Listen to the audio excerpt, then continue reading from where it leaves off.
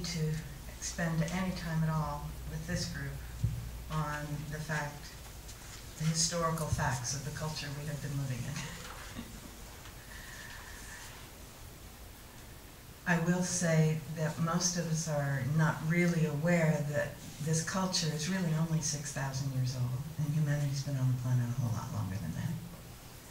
And it really is only affecting, and granted, more and more people, but it hasn't affected every other being on the planet. There still are cultures that recognize a fundamental truth, and that is that the Earth, this planet, is the source of every material thing that we are and have ever used and ever will use and will ever be in our physical form, period.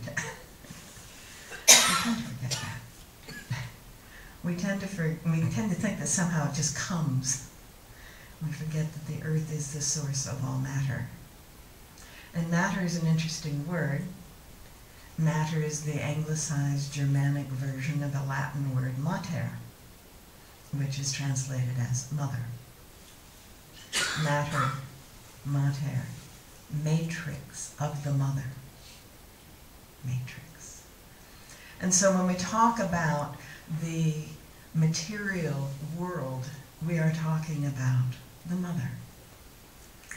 In the pantheon of the Latin and Greek divinities, it was understood at the innermost teachings that they were all aspects of one being that was in itself both masculine and feminine.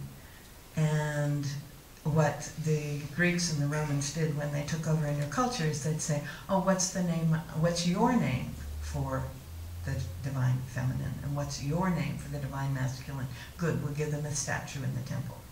And we'll take their statue and we'll put it in our temple, and we'll add your name to our list.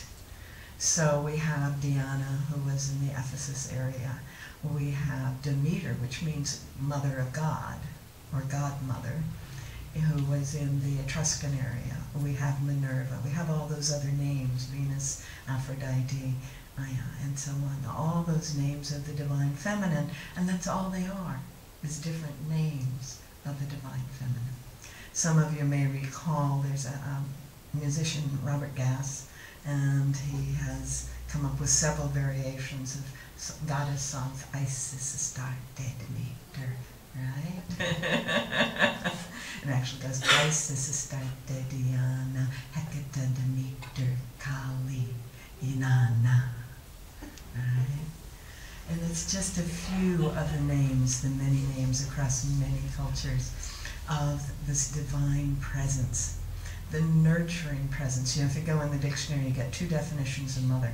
One is the biological body, and the other is the nurturing presence. And in that sense, we're all mothers.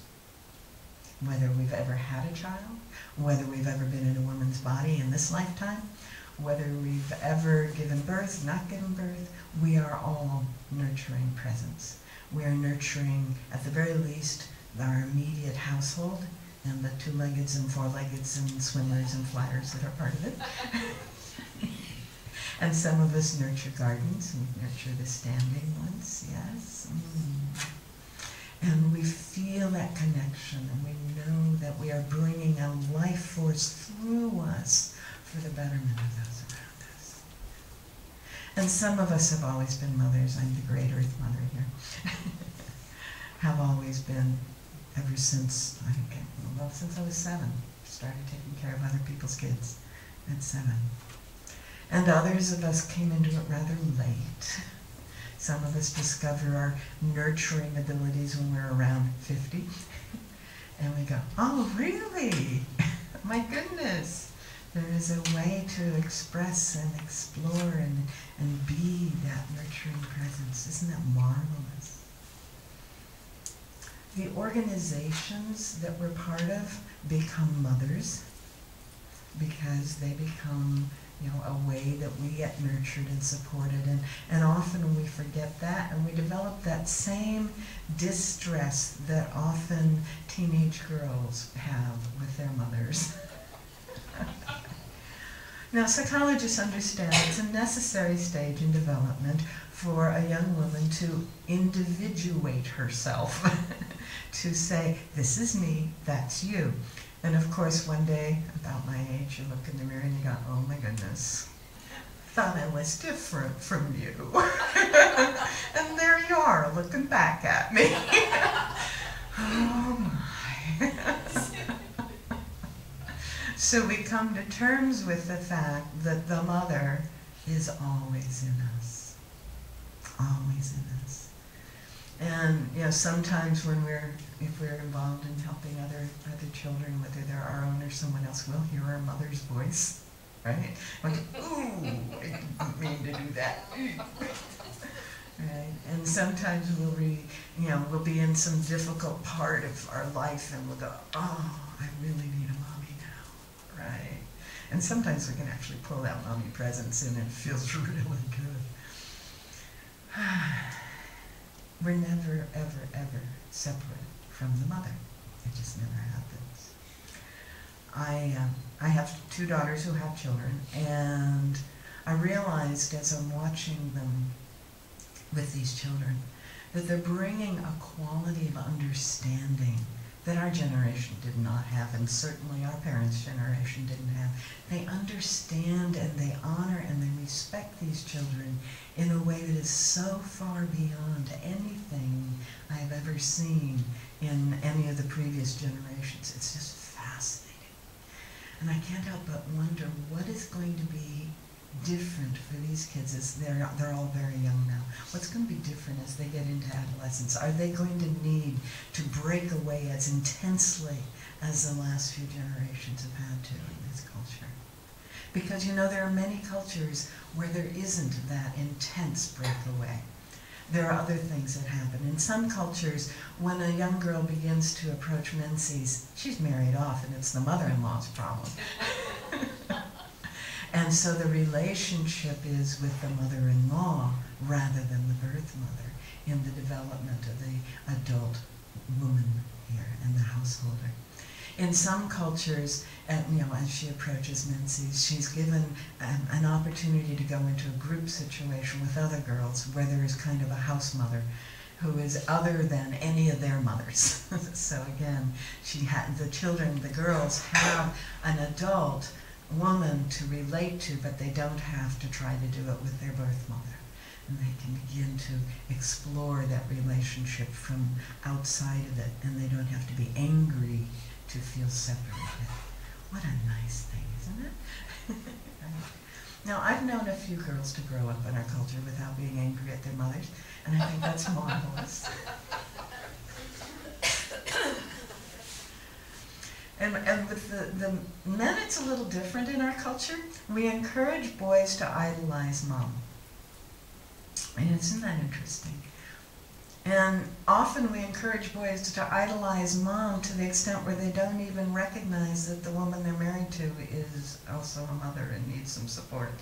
And fortunately, that's not true of many of you guys, so we're safe.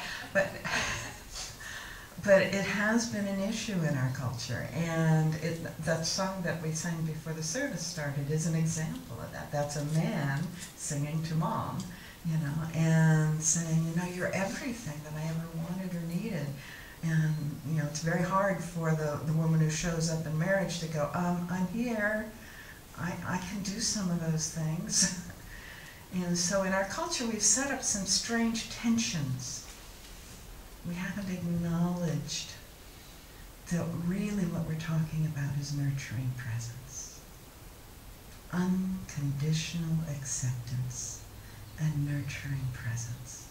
And that is something that is a divine quality that may sometimes show up in a body, in a person. And if we're lucky, more often than not, will show up in a body, in a person. But this divine quality is present everywhere in all of us. And the secret is to tap into that. Now, I don't need to say too much about the shift the culture is going through. I do that everywhere else, so I won't do that here. But we are going through this huge shift right now. And the Dalai Lama has said that our success getting through this shift depends on women of the Western cultures. We are the people who will pull humanity through this time. Isn't that interesting? Now, why would he say such a thing? There's really two pieces to that puzzle that I've been able to find that might be useful here. Part of the practice of his particular school of Tibetan Buddhism is to spend hours and hours in deep meditation in front of two different images at different times. And one is the image of Buddha, the image of Buddha, to embody all the qualities of Buddha, to feel and know oneself to be one with the awakened one, to feel that awakening happening in us. And the other, usually the first thing in the morning, is with an image of Tara. Tara is a feminine being. Tara has many, many stories associated with her. And one of the stories is that she was a woman who chose to be a Buddhist monk at a time when only men were allowed to be monks. And she demonstrated all the qualities as a woman and broke through that particular glass ceiling. And another version of the story is ethnologically probably more accurate, and that is that before Buddhism was brought into Tibet, about 900, the story is that the king of Tibet had dreams that told him there were going to be these invaders from what we would call Islam today, coming in and destroying the land where Buddha had been born and had taught. And so his dreams were, you have to save Buddhism. And so he invited a great Buddhist teacher to come in and literally convert Tibet to Buddhism. And they developed a written language to be able to save the teachings. So that was all about 900 AD. And prior to that, Tibet was a shamanic culture. And the, quote, religion is called Bon, B-O-N, with a little accent over the O. And it's a deeply shamanic, earth mother-oriented tradition. That it got woven into Buddhism as it was brought into Tibet, which is why we say Tibetan Buddhism is different from any others. Well, Tara, the green Tara, was central to the Bon tradition. The white Tara is a variation on the green Tara that is associated with the Hindu tradition. She's the one that has the third eyes everywhere, feet, hands everywhere, because she is vision. Yeah, she is that unique spiritual vision. The red Tara is the Tara that is associated with the agricultural, it's Kali, basically. Red Tara and Kali are the same. And so she was already present as the reverse side of the green, okay? Complementary color. Green Tara is peace. She is the abundant, unconditional, nurturing presence, the acceptance. And every morning, for some period of time, depending on the season, the Dalai Lama and his whole school of Tibetan monks and lamas meditate on Tara and feel all of her qualities in themselves. Now there's a chant, Om Tara Tu Sara Sore, right? Or Tu Re, or So Tara Tu Re, depending on who's talking. And the feeling is that there is a seed syllable in the heart of Tara. And if I can feel that syllable, if I can tap into that syllable, that becomes part of my heart and then expands through me. And this is what the Dalai Lama does every day.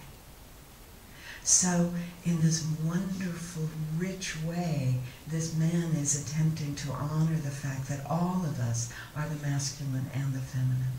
That all of us are both the enlightened, awakened, totally connected with the infinite, empty fullness that is all that is in the abstraction. And totally connected with the full emptiness that is matter and earth, the mother, the feminine, in the concrete. We are both. So the Dalai Lama recognizes that, lives that, and understands that the world has been ignoring that. The world has been assuming, especially in Western culture, that everyone has to be a man. And so all of us who grew up in the last 50, 80 years, felt uncomfortable when we stayed home and took care of kids. We weren't being a man. So we took on jobs and career paths and whatever, and did that too. Western woman is the only woman in the last 6,000 years who has intentionally integrated the masculine and the feminine. And that is what the Dalai Lama is seeing. We need to honor both, okay? Now, what has happened with Western man is that 99% of them are out there very lost, and 1% is here. Just like you guys.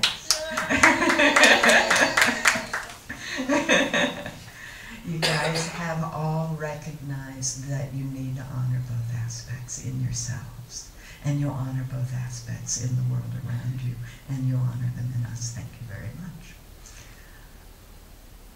But you can see that there's a whole sea of guys out there who are really lost because they were taught they cannot, for their very survival's sake, allow the feminine in them. They can't allow it in them. And they can barely allow it around them. Fortunately, the baby boomers' children kind of know different. Partly because the moms had to be both male and female, the guys are being both male and female, and the girls are being both male and female more and more. So 40 and under is less loss than 50 and older.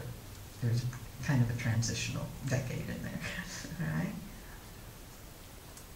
The Divine Mother is rising in each and every one of us, and in our children and in our grandchildren. Yeah? How many of you have kids who are intentionally giving your daughters trucks, their daughters trucks and tractors and such, right? And who are intentionally giving their sons baby dolls, and yeah. So that gender gap is less and less defined. I have a younger daughter who doesn't have any children and says she's not going to have one until she has a village to raise one. But her community is made up of people who, by and large, refuse to be identified by gender. By and large, refuse to say, I'm a man or I'm a woman. I get to choose how I'm going to show up in this moment. It's a little hard to check off those forms, isn't it? In fact, I have a friend who refuses to check off a form that requires that, and he's our generation. My, something is shifting. Now, we may not experience much of that in our generation. Isn't that weird? We're no longer the leading edge. But we'll get to see it, and we'll get to see the effects of it. Isn't that interesting? And part of why that is happening is because there is a hunger to honor both aspects. Carl Jung used to say that you were not a full human being until you had fully wedded in the sacred marriage the divine feminine and the divine masculine in yourself. Wow. Well, if I'm both and I'm both married, then I am neither male nor female. And didn't Jesus say that? In the kingdom of heaven, there is neither man nor woman. We are all both. And if you buy reincarnation, if that's an idea that you're willing to accept, oh my goodness, because we all been everything.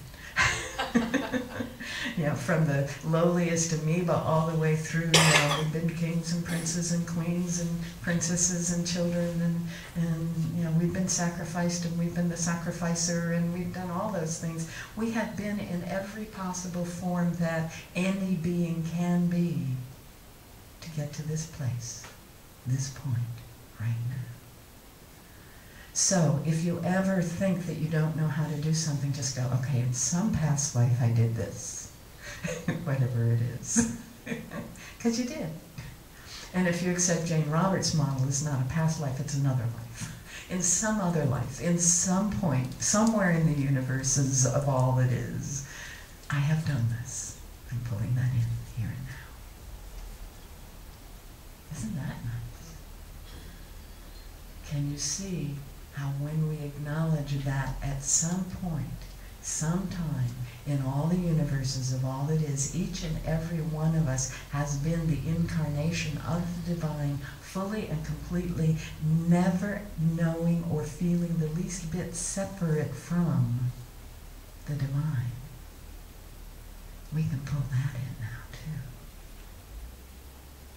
We can feel the Divine Mother, the Divine Father, the divinity that is, the mind that is, always and everywhere present that appears to have been here before what we call the Big Bang, and looks like it's going to be here long after the big collapse. Whatever.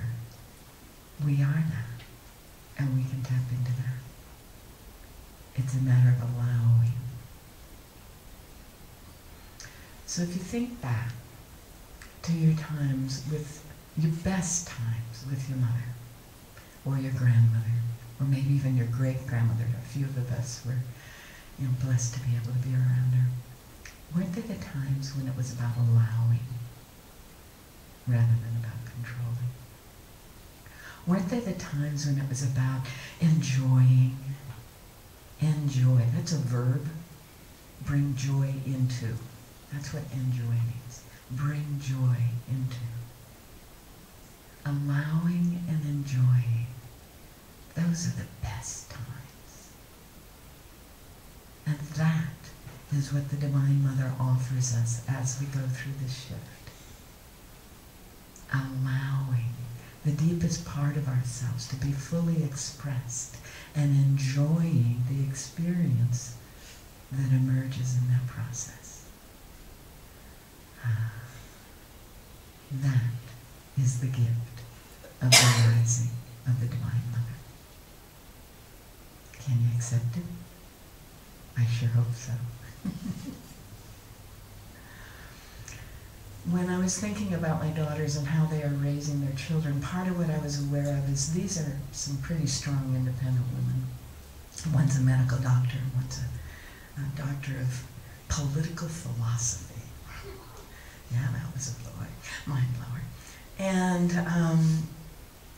they both teach, they both practice, they both are raising their kids. Their husbands are very much their co-partners in this. It's beautiful to see. And I was thinking, wow, okay, they're pretty strong, independent women, and I'm called a pretty strong, independent woman, and my mom was definitely a strong, independent woman, and well, her mom was dean of a college, and her mom was a concert violinist who traveled around the world, and I guess they're part of a long lineage of strong, independent women. Bless them on that journey. And I started realizing every one of us is part of a lineage, of a tradition, a way of being mother,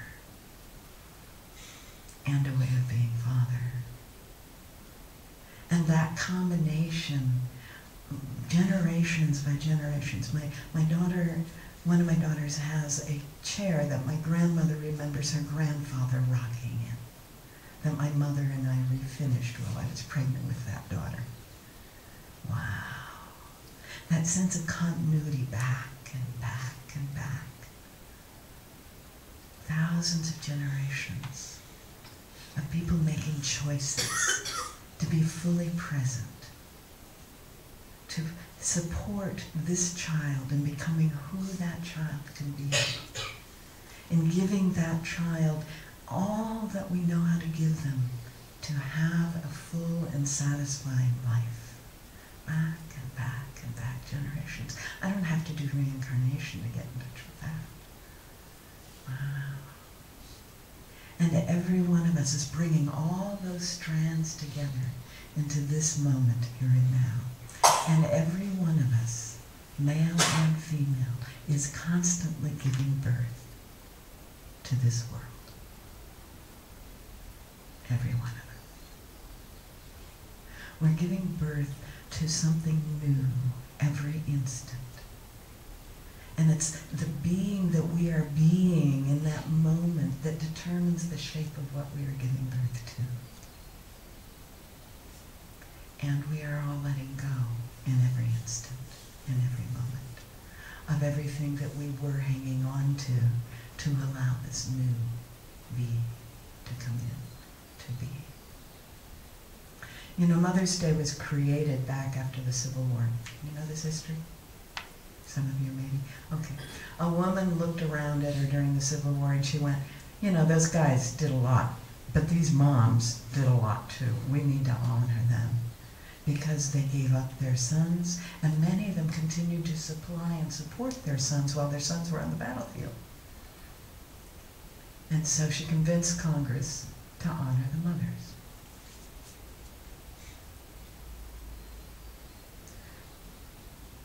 And Congress, in possibly an unconscious act, placed this holiday in the month of May, which is Mary's month, the Mother's Month. This is the month in the ancient Celtic tradition where we honor the mother. This is Beltane, is all the goddesses and all the different stories coming into motherhood. The 1st of May was Beltane, 1st, 2nd of May, the midpoint between the spring equinox and the summer solstice. So, without actually stepping on Beltane, we have it the 2nd Sunday in May, the next weekend. It's kind of usually halfway between Easter and Pentecost in the Christian tradition, and usually halfway between Passover and Pentecost in the Hebrew tradition. And it's Mary's month, the Mother's month, the Divine Mother. Some of you recovering Catholics may recall placing the crown of hawthorn flowers on Mary's statue on May Day. It's one of the adopting and adapting the Catholic Church did, you know, honoring the mother, the month of the mother. Just a little historical tidbit there. That the ancient mother got woven in to what was an attempt to honor what was happening in the moment. I won't be speaking on Father's Day, but I'll make a few allusions to it when I do. Because there is something equally important that goes on at the end of June that is being honored in Father's Day. So Mother's Day, let's honor not just the mother that we grew up with, the mother that we may be, and we all are, the mothers that are coming up in the new generation. Let's honor this incredible lineage that we are all part of, and let's honor this incredible presence, allowing, enjoying, nurturing in the process. I'd like to take this the next step, and Sherry's offered to be willing and to help. So we're going to do a little bit of a chant, and you have some words there. We're going to introduce it and then invite you to sing it, and then there's one stretch where I want to ask you to try to sing. Okay.